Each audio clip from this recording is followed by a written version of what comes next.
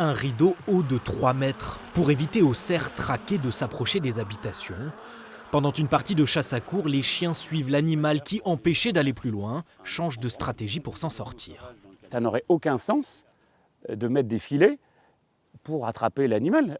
Tout le principe d'élever des chiens, c'est que ces chiens après doivent chasser dans un environnement le plus naturel possible, un animal sauvage.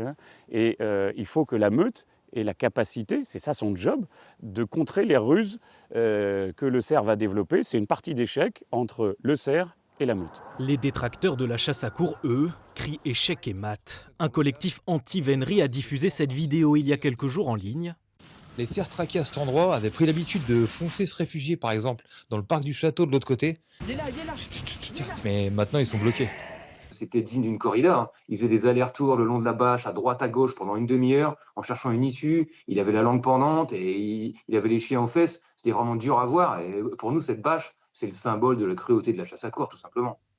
L'installation de ce rideau est pourtant légale. L'Office français de la biodiversité, police de l'environnement, n'y voit aucune entrave à la loi. L'analyse de la jurisprudence conduit à devoir écarter tout risque de considérer le rideau comme un piège et donc comme moyen de chasse interdit. Et l'Office national des forêts, gestionnaire des lieux, a validé la présence du dispositif malgré les critiques.